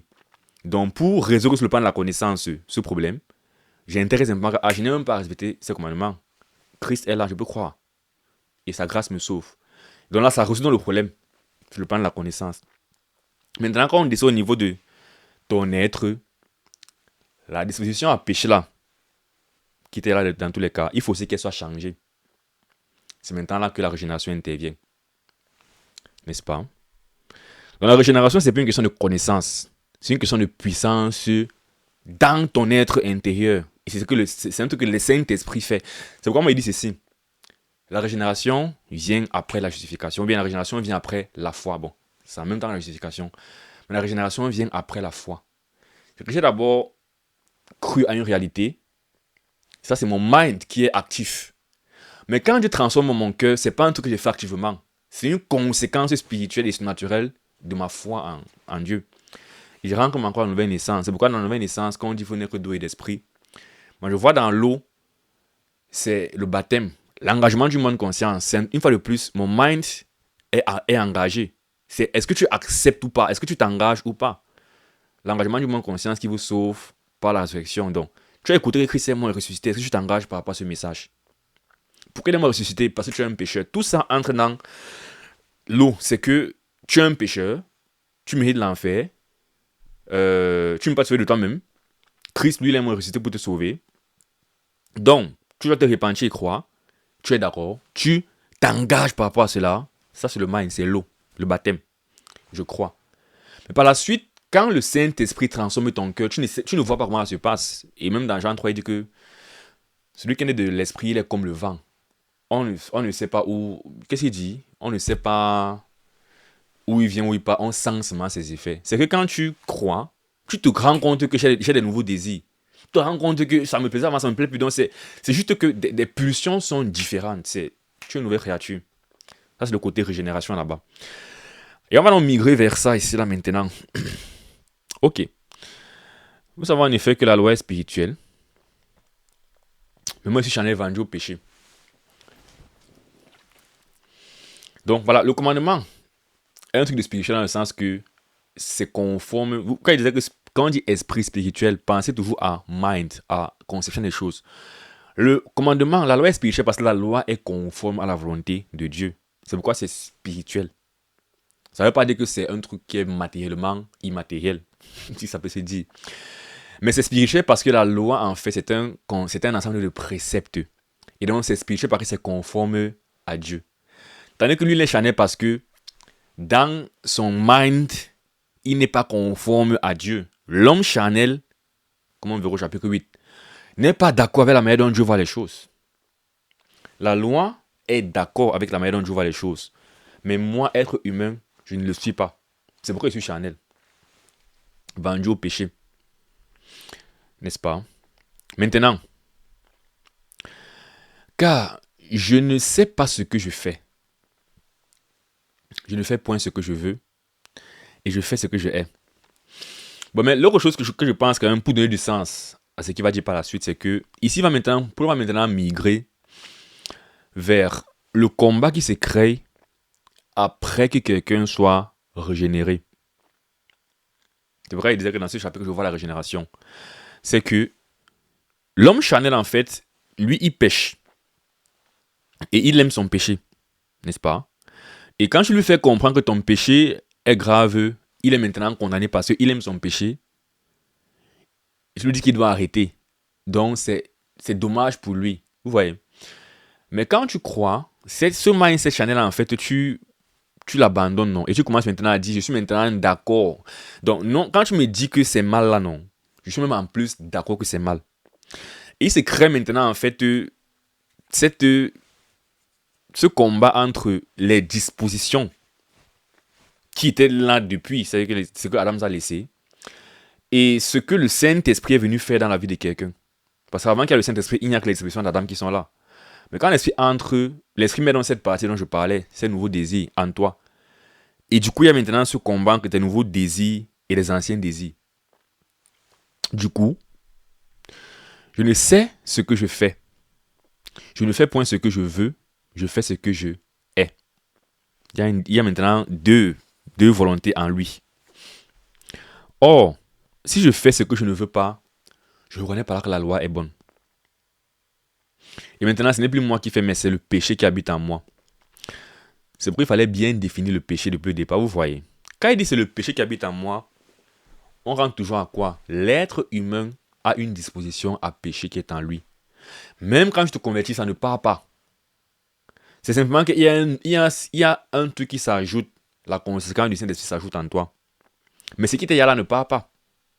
C'est dans ta chair. Et c'est ça qu'il appelle le péché. Donc, maintenant que ce n'est plus moi qui le fais, mais c'est le péché qui habite en moi. Donc, maintenant, moi, je représente deux choses ici là. Ça représente d'une part son corps charnel et d'autre part son homme intérieur. C'est normal parce que, comme il dit souvent, tu n'es pas différent de ton vieil homme. On ne peut pas te séparer de ton vieil homme. On peut venir remarquer que la volonté de l'homme intérieur est différente. La volonté de l'homme est de nouveau différente des pulsions charnelles. Mais les pulsions charnelles, c'est toujours toi en fait. Vous voyez un peu. C'est vrai quand il parle de ça de je et de moi, il dit de je et moi. Mais vous parlez de deux réalités différentes qui sont dissociables, mais c'est la même personne. Et c'est la complexité de la vie spirituelle et des choses spirituelles, c'est que c'est pas 1 plus égal 2. C'est des choses qui sont un peu complexes. Il faut simplement étudier chaque chose individuellement, n'est-ce pas? Quand on étudie en fait, c'est quoi l'homme animal, c'est quoi le vieil homme, on voit ce qu'est le vieil homme. Et c'est ce qu'on va faire dans Romains 7. Et après, on va maintenant dire comment on gère le fait que le vieil homme est en nous. Et on a vu dans le chapitre précédent, c'était la sanctification. On le verra dans le chapitre 8, ce sera encore la sanctification. Comment on fait mourir les œuvres du vieil homme. Mais ici, on est en train d'étudier le fait qu'il existe deux choses en fait en nous. Donc, Romains 7 n'est pas une licence pour dire que je peux vivre dans le péché. Parce que le problème, ok, voici ce qui se passe sur le plan théologique et doctrinal avec ce passage. Certains pensent que dans ce chapitre, justement, Paul parle de sa vie avant sa conversion. D'autres, comme moi, pensent qu'il parle de sa vie après sa conversion. Et la raison pour laquelle certains pensent qu'il parle de sa vie avant sa conversion, entre autres, je sais qu'il peut y avoir plusieurs raisons, mais c'est que l'une des raisons majeures qu'il brandit, c'est parce que ça empêche que les gens prennent ce chapitre comme un motif ou un justificatif de vivre dans le péché. Alors, tu peux lire comment Paul est en train de parler de lui ici, et Paul dit: je ne fais pas ce que je fais et je ne fais point ce que je veux, je fais ce que je hais.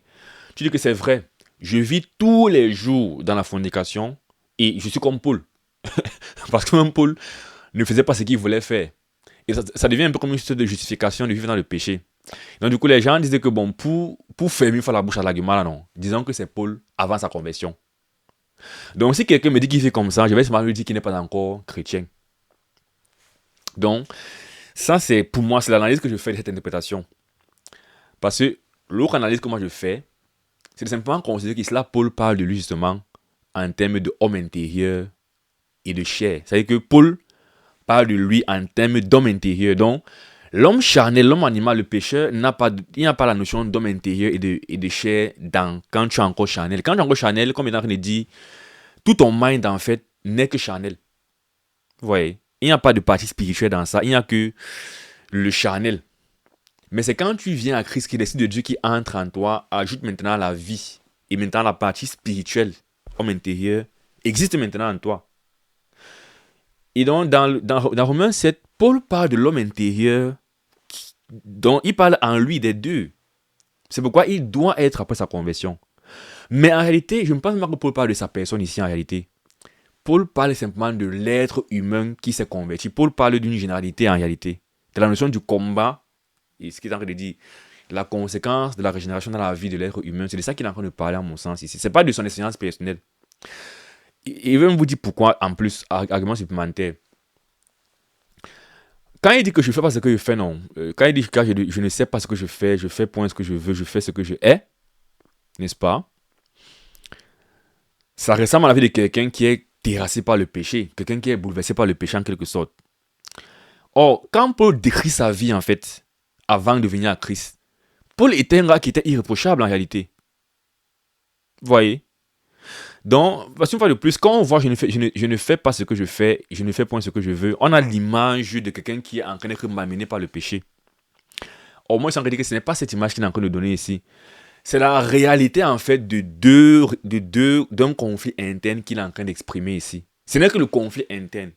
Ce n'est pas comment je vis ma vie qu'il est en train d'exprimer ici. C'est pourquoi il dit que comment maintenant on vit à partir du fait qu'il y a des réalités, on traite ça maintenant dans Romains 8.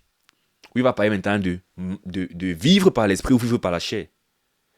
Mais que tu vivres par l'esprit ou par la chair, les deux, quand tu es chrétien, les deux sont en toi. Maintenant, selon ce que tu mets en avant, l'un prendra le dessus sur l'autre. Mais les deux sont là. Vous voyez, donc, l'idée que les deux sont là, c'est ce qu'il exprime ici là. Je ne fais pas ce que je fais et il va encore l'exprimer par la suite. Donc, quand je dis donc que ce qui est bon, je le sais, n'habite pas en moi. Vous voyez, par moi, qu'est-ce qu'il entend ici? Il n'entend pas son mind. Il entend sa chair. Et par sa chair, sa prédisposition. Ici, dans la chair, j'ai dit au début que la chair, c'était le mind. Mais quand dans le mind, il y a l'homme intérieur, la chair, maintenant, se résume justement. Puisque être charnel, c'est... Si être charnel, c'est la façon de penser. Une fois que tu as l'homme intérieur, comme il va le dire ici là, l'homme intérieur, en fait, est esclave de la loi de Dieu. Donc lui, sa façon de penser est selon le Seigneur, en fait. Donc quand tu deviens chrétien, ta chair n'est plus ton mind. Ta chair devient ta prédisposition à pécher. Maintenant, est-ce que tu peux penser de manière charnelle? Oui, tu peux être un chrétien et tu as aussi la pensée charnelle. Mais tu n'es plus défini par tu es charnel. Puisque sinon, quelle est la différence entre un chrétien et un non-chrétien? Bah, le chrétien a d'abord une définition. Le chrétien est un être spirituel. Mais il peut se comporter charnellement. Mais il est foncièrement spirituel. Il est une nouvelle créature. N'est-ce pas? Tandis que le non-chrétien est charnel. Il n'y a plus une partie spirituelle en lui. Il n'est que charnel. Donc, ici, donc, Paul a déjà migré. Au début, on a expliqué au niveau de comment la connaissance touchait la conscience, n'est-ce pas? Avec, à la base, la prédisposition à pécher. Quand la conscience, quand la connaissance de la loi touche, quand la loi touche notre connaissance, alors la conscience est activée et on est dans la culpabilité, on meurt, n'est-ce pas? Mais le point est que quand tu deviens un chrétien, au niveau de le mind, la perception des choses, en fait, tu commences à être d'accord avec la manière dont Dieu voit les choses. Donc tu tends aussi vers la spiritualité. Tu veux faire comme Dieu veut. Mais la disposition qui était là à ne pas faire comme Dieu veut reste toujours. Et c'est maintenant ça le charnel. Du coup, il y a une guerre entre ta volonté à bien faire les choses, qui est la conséquence de ta nouvelle naissance, et ta disposition à mal faire les choses, qui est le péché en toi, qui est ta chair. Donc, ce qui est bon, je le sais, n'habite pas en moi. C'est agi dans ma chair. Donc, il dit, je sais que cette partie, l'héritage d'Adam, est toujours là, en fait, en moi. Donc, au niveau du mind, comme mon mind a été transformé par l'Esprit de Dieu, j'ai la volonté, mais pas le pouvoir de faire le bien. Parce que dans mes membres, en fait, il y a encore les tendances d'Adam, du péché. Car je ne fais pas le bien que je veux et je fais le mal que je ne veux pas. Et si je fais ce que je ne veux pas, ce n'est plus moi qui le fais, c'est le péché qui habite en moi. Par ça, c'est un langage extrémiste parce qu'on est toujours responsable de notre péché. Je dis, quand je pose une action, je suis responsable. Mais ici, il veut simplement faire la dichotomie entre l'origine, en fait, de l'action que je pose. C'est pas l'origine là, ce n'est pas de mon homme intérieur. L'origine là, c'est de mon homme charnel. Et donc, c'est lui qui pêche finalement. Comme il est en train de dire, si le péché se manifeste, c'est parce que quand c'est arrivé à mon homme intérieur, je n'ai pas en fait combattu, non. Ça, c'est le chapitre 8 là-bas. Ce qui maintenant, par l'homme intérieur, doit maintenant faire mourir ses pulsions. Je dois les assujettir pour qu'elles s'expriment le moins en moins. Mais là, c'est la suite. Mais vraiment, ici, Paul met en évidence l'existence d'un conflit intérieur dans la vie du chrétien. Et donc, je trouve dans moi cette loi. Quand je veux faire le bien, le mal attaché en moi.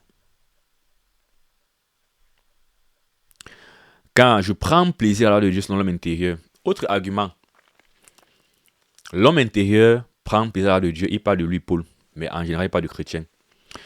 On fait un peu un petit spoiler. Chapitre 8, regardez ce qu'il dit de l'homme charnel. L'affection de la chair est inimitié contre Dieu. Parce qu'elle ne se soumet pas à de Dieu, qu'elle ne le peut pas. Vous voyez, c'est clair que ici on décrit justement quelque chose qui n'a pas Dieu. Quelque chose de charnel. Or, quand il dit je, prends plaisir, il a décrit carrément le concret de ce qu'on a décrit dans le chapitre précédent. C'est pourquoi ça, en fait, c'est sa partie régénérée, en fait, qui parle comme ça. C'est pas un charnel qui parle comme ça. C'est pas un être qui n'a pas Dieu, Christ, qui dit que je prends plaisir de Dieu. Parce que quand tu n'as pas encore Christ, la loi de Dieu est une folie. Tu n'es pas d'accord. C'est ça que je n'ai pas définition, non. Et donc, c'est pour ça qu'il dit que l'homme intérieur, à chaque fois, la Bible, en fait, renvoie toujours à l'homme régénéré. Voilà. C'est pourquoi ça, c'est Paul, après sa conversion. Mais en général, c'est quelqu'un qui est sauvé en réalité. Et en passant, il avait dit cela que nous avons été affranchis, non. Vous avez été affranchis. Bref, il faut seulement être cohérent et avancer, non. Donc souvent, ce qui embrouille, c'est quand il dit que lorsque j'étais sans là, ici, c'est quand il dit que... Quand Paul dit que lorsque j'étais sans, c'est où là? Voilà.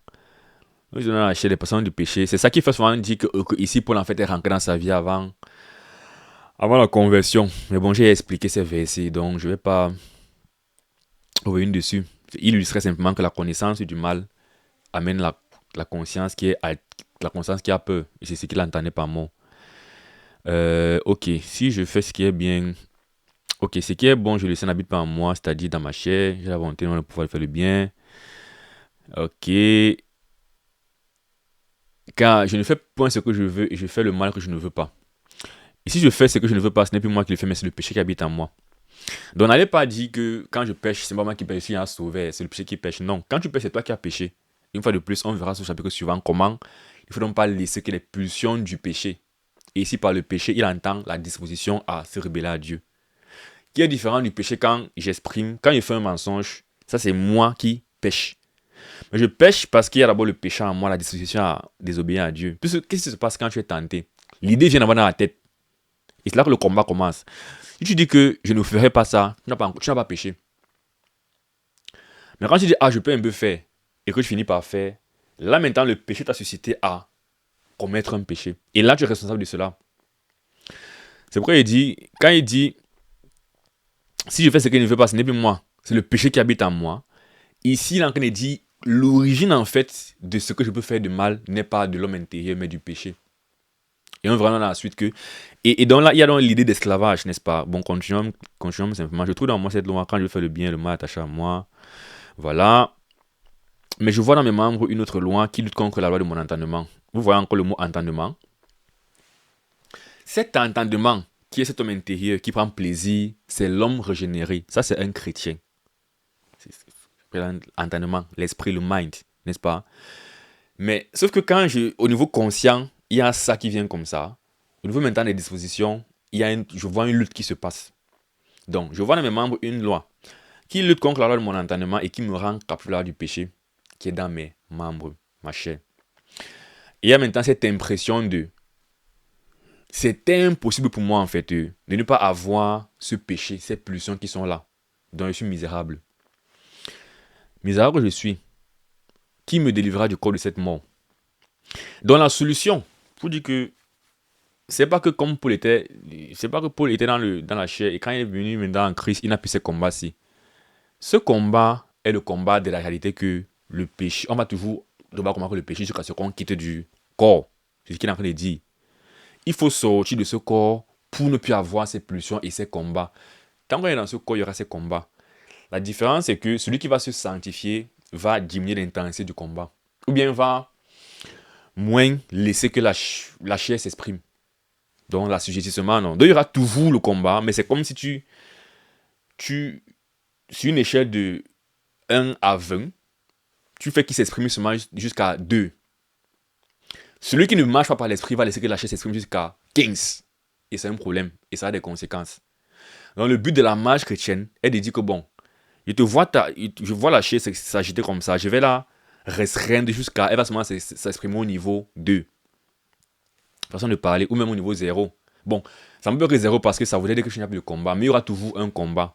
Maintenant, le truc, c'est de pousser ça et de dire que ça reste au niveau infime, minimal, n'est-ce pas? Et un verset qui va dans le même sens, c'est justement l'enlèvement, la glorification. C'est que dans 1 Corinthiens 15, ça se réalise. Ce souhait qui dit que qui me libérera du corps de cette mort. Et finalement, il n'y a plus ce combat contre le péché, non. Il parle de l'enlèvement, dans 1 Corinthiens 15, il dit lorsque ce corps corruptible aura revêtu l'incorruptibilité. Ouais. Le corps corruptible, c'est le corps d'Adam, le corps charnel qu'on a maintenant, corps terrestre, qui a ces dispositions qu'Adam a eu après le péché, a péché.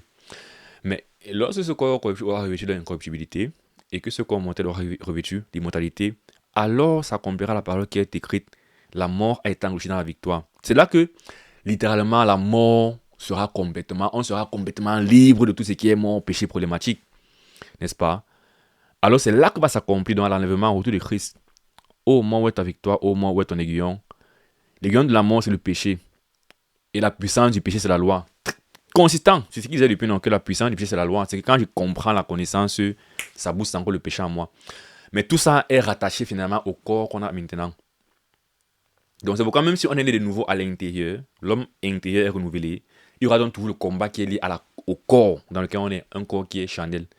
Mais quand on sortira de ce corps, et on sortira pas, mais c'est qu'on sera changé en un clin d'œil, comme il dit, il faut que le corps corruptible revête l'incorruptibilité. N'est-ce pas? C'est le corps qu'on a maintenant. C'est là donc que c'est ce que j'appelle la régénération définitive, la régénération totale. Donc nous avons une régénération initiale à la nouvelle naissance.